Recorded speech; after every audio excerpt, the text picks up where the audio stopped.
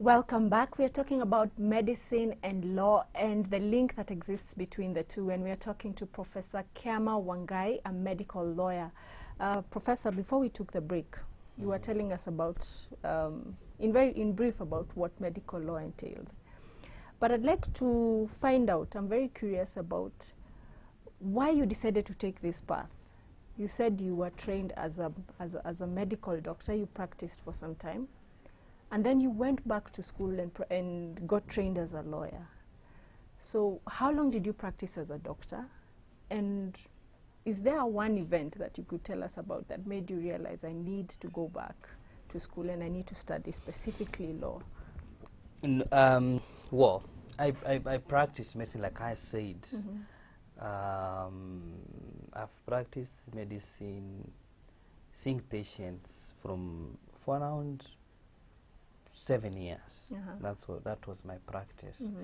But I do, of course, see patients, not like a general practice, but of course I'll be consulted because the knowledge is still there. But I don't practice it as something I run an office on.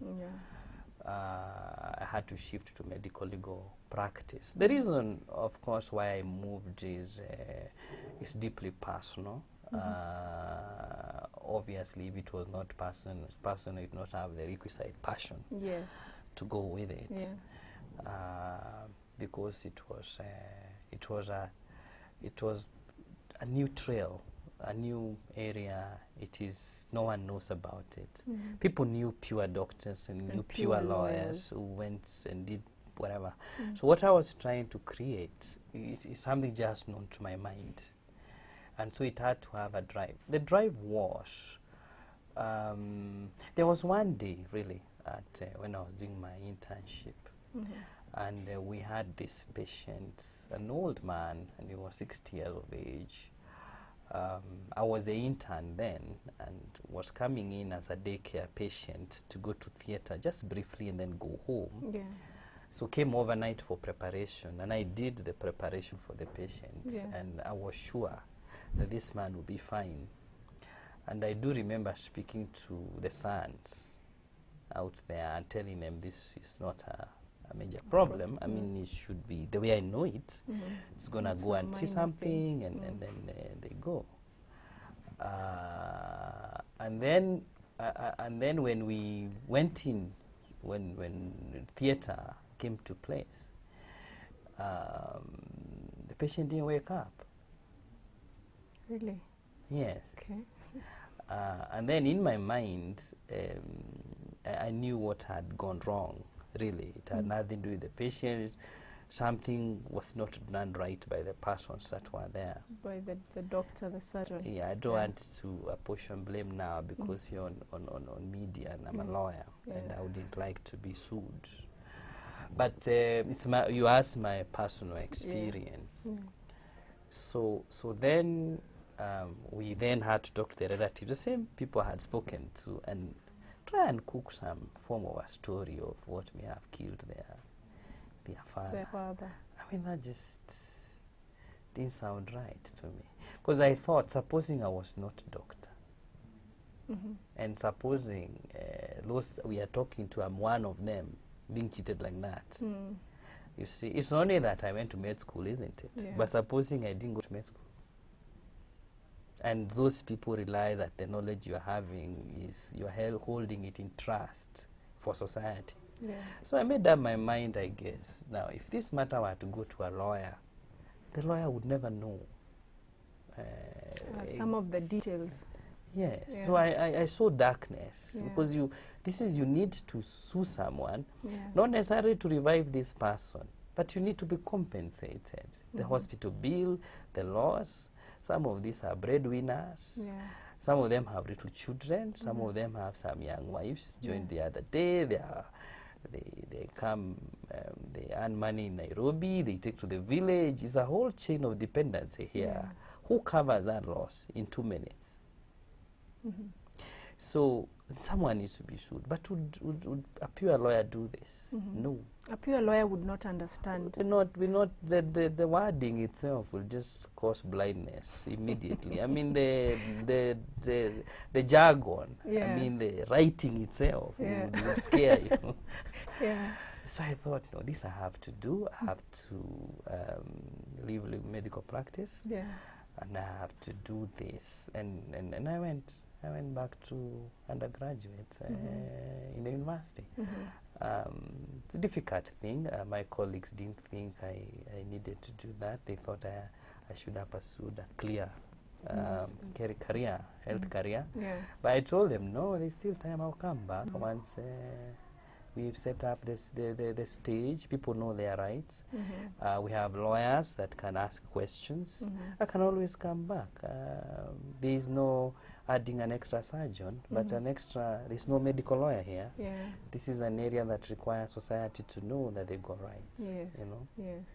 some irrelevant tests done, some surgeries done that are not necessary, unnecessary deaths. You see, unnecessary hospital admissions, unnecessary consultations, exorbitant health care, paying 9-8 million for some things that are incorrect. Yeah. Hospital bills where you have to do fundraising, Yeah. you know. Yeah. You go to these hospitals, private hospitals, you'll find them with title deeds of people, because people are still trying to pay, and their person who they are paying for died anyway, died of negligence anyway. The hospital bill is food which is escalated, drugs were not given, but in the hospital bill, you know, some hospital, you know, those kind of things that can only require a medical mind and a legal mind to troubleshoot for someone. Yeah. That's what I do, and of course I'm not very popular, like you must know. Yes. But I can imagine you're not very no, popular. it's a calling, really. Yeah. It has nothing to do with what someone likes or not. It's not the right thing to do. You go take someone to theater 3 times, do nothing, charge 300,000. Is that ethical? It's not, but So like really, you're saying, people don't know. yeah, of course I do not go telling people come to me, we sue someone. Yes. I'm not an ambulance chaser, but those who come to me, I respond Yes, with the requisite force. Yes. But I will not go advertising myself. It's unethical, both Yes, as a yes. doctor and as a And lawyer. as a lawyer, it is Cannot not do that. allowed. But if you get to know me Yeah. and you find me, Yeah. then I will write the requisite demand for you, and I will advise you whether you have a case or you don't have a case. Equally note that there are very good doctors in this jurisdiction that practice well. And equally note that there are few that are not doing the right thing. So this is not a condemnation of the medical practice. No. There are doctors right now doing very good work in theaters as we speak, saving lives. There are some who are treating their patients very well. Some viewers who are watching us know their doctor is very nice, etc. We are not talking about those ones. You're talking about Those the are very practicing few as they were required to. But there are some very few painful bad doctors seeds, and nurses, clinical officers, and some dangerous hospital institutions that must be brought to account. Yeah. Yes. All right.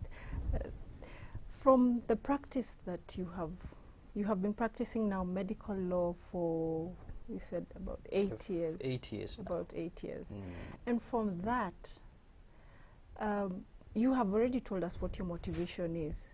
What have you seen, and what sort of gap have you realized? When you went back to law school, you knew there was a gap, but I'm sure you didn't know how big or how intense. What sort of gap have you seen? What have you seen to be the very major legal problems where medicine is concerned? One of the major handle that I have to grapple with is ignorance on your audience here. Ignorance of what may have happened. Lethargy in wanting to explain what happened. Lethargy on the part of the people watching practitioner. us, the Okay. audience. The lethargy in trying to know, where am I sick? What was done? What was supposed to be done? So what went wrong? Who did not do what they are supposed to do? if they did not do what they're supposed to do, who is supposed to pay for the loss? You know, that logical line of thinking does not exist in this population. And this, of course, is because people hold doctors in extremely different esteem. That's all right? True. That's true. Yes. Most the givers and takers of life. All right? Now, if you equate doctors at that level, then you can see how subdued you are as you try to ask, by the way, doctor, why did you cut here? Why not cut here? You know? Did you cut at all? So you start from a position where the population has very true knowledge, and therefore they are already handicapped in saying, you mess me up. Then he says, fine, we mess you up. Where? Where?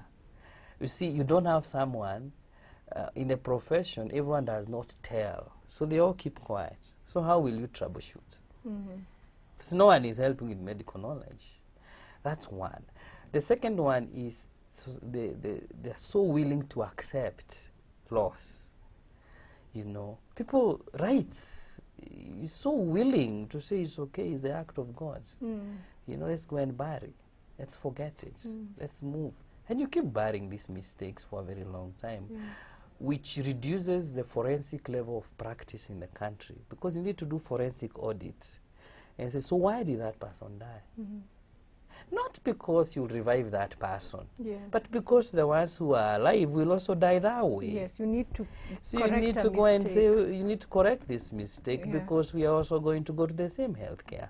That is why we insist you must ask for a postmortem, you must ask for a medical report, you must get a second medical opinion, you must get your notes at the hospital, which hospital don't release to you, although they belong to you. You must get those notes.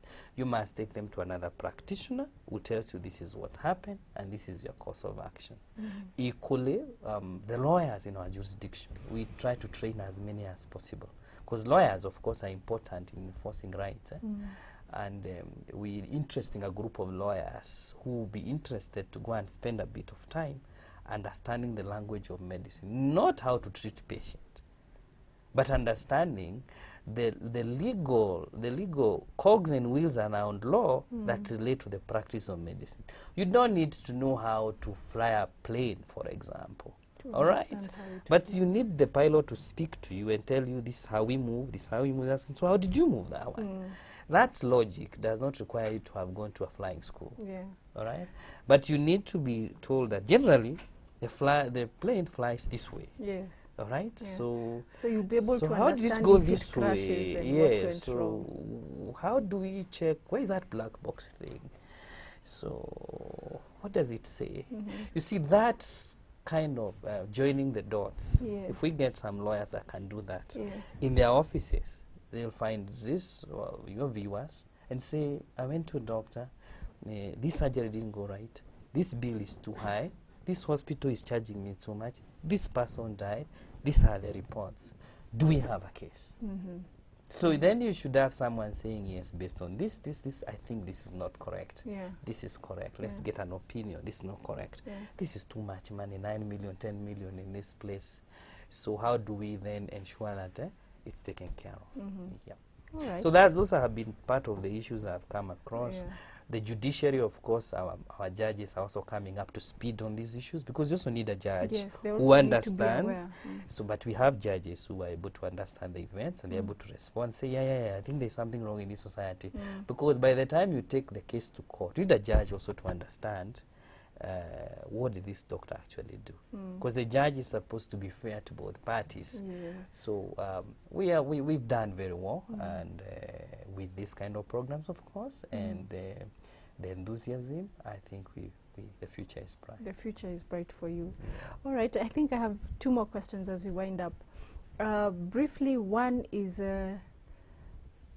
give me a very basic, or give my audience a very basic understanding. When I, as a patient, I walk into a doctor's office, what are the basic rights that I have just by being a patient there, and what are the basic obligations that the doctor has to me?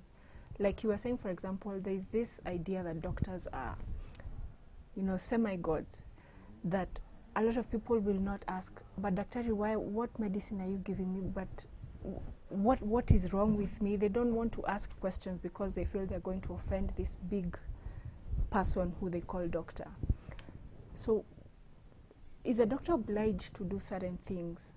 And what rights does a patient have? One of the things, just as a relationship between members of society, it must be cordial, not just in doctor-patient relationship, generally in society. The way you relate to people, those kind of ethical levels must be reached. Yes. I mean, you're not going to a doctor because you fear them, or you're going to ask for a service, and so you relate to them at that level. Yeah. They own the joint where you went to, isn't it? So you are required to respect their joint. Yes. Their health, their clinic, Yeah. they are members of staff, which are normal social ethical things that you already Expectations, know. yeah. How are you? This is the hospital I came to. What number am I in? Time the doctor is coming in. The works. Yes. Just like if I'm to come to this place in your Yes. station, Yeah. there are certain things have been taught over years Yes, of how I need to respond. Yeah. You need to observe those ones. Yeah. Doctors are professionals, just like other professionals, only that they deal with healthcare. Yes. They are professionals who deal with media, who are you people. Yeah. You are professionals who deal with law, who are the Wow. lawyers. Yeah. They are engineers. Yeah. They carry a certain body of knowledge that is regulated. It is this body of knowledge that you go to consult, and you pay for it anyway. All right? Yeah. So the doctor is entitled for his payment for that consultation. Yes. You are supposed to give them all the information required to assist you without hiding. Yes. History of the disease, when it began, how many in the family, so that they can be, they are not detectives. Yes. All right? Yeah. The pain, you can't have pain here and then tell You the pain is expect in the him to leg. know, He yeah. doesn't know everything. Then the doctor, using his knowledge, will explain to you that using what symptoms you have given me, after examining you, using, of course, proper etiquette and ethics to handle you really in that place, then they will tell you that this is what we think your disease is, and this is what we are going to do. 1, we'll take you for lab test. 2, we will give you these drugs. These drugs are these ones, and they treat this and this and this, and these are the expected side effects. Should you not, we expect you to get better in 7 days. Should you not get better, please come back. If you come back and the doctor doesn't know what's happening, then they refer you to another doctor, which call a consultant. The process goes on. If it's working well, nothing should go wrong. All right. This, of course, relies more on the competence of the doctor, on knowing how to deal with their patient and the relationship they strike between themselves.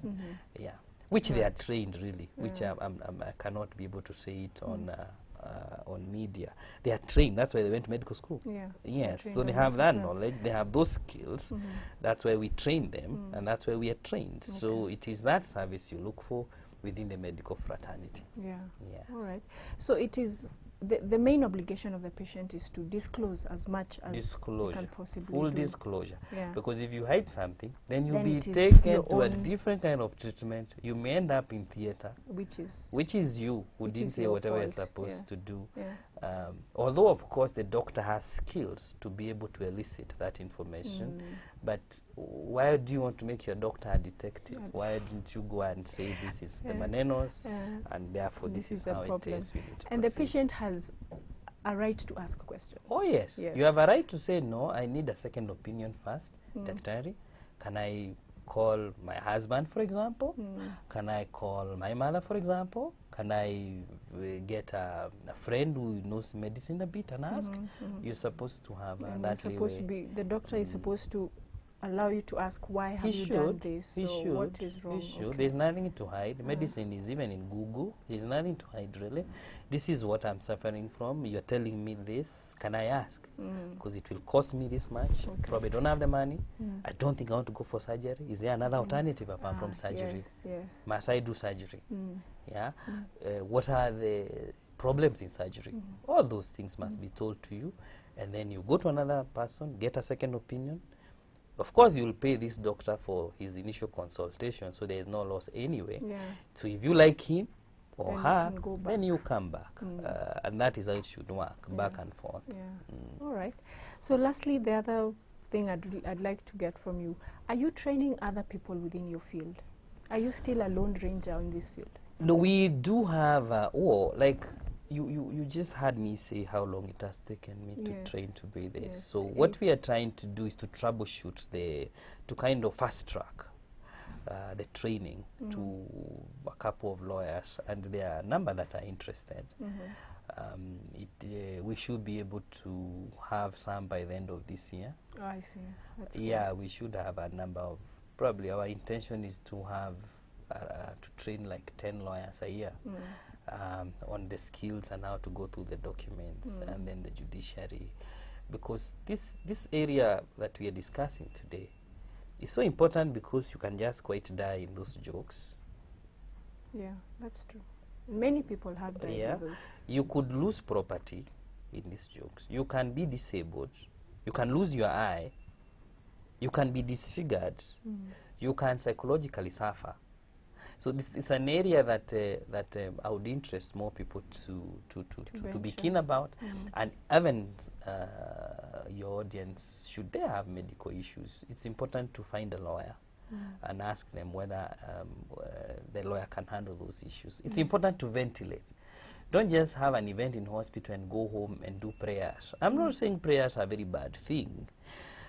They are nice. But some of these events are scientific. You cannot just hide inside prayers. You need to ask questions. Yes. And the person you are asking, although you look for divine help, the person who messed you up is just right here, and they are so physical. You can actually walk and ask, why did you mess me up? Yes. Yes. So don't just quickly run into Accept, prayers yeah. and stuff like that. This is science. This is science. Although people believe a lot in faith, that's okay. But this is scientific. It has to be interrogated that way. And whoever has rights has obligations, and someone needs to pay up. But the message from this show would be, kindly note that the healthcare is not in that bad state as you want to, it may come out here. No, what we're trying to do is put right what occasionally goes wrong. And because when it goes wrong, it's very expensive. Yes. Yeah. All right. Thank you very much. I think that is all we have time for today. I think there's a whole lot more we could discuss, but for today, that is what we have time for. Thank you very much for coming in. Thank you. And viewers, thank you very much for joining us. I hope you've learned a lot, and I think what we've learned today is that it's all right to ask your doctor questions. It's fine to interrogate them. I have been your host, Marianne Bogo. Do join us next time.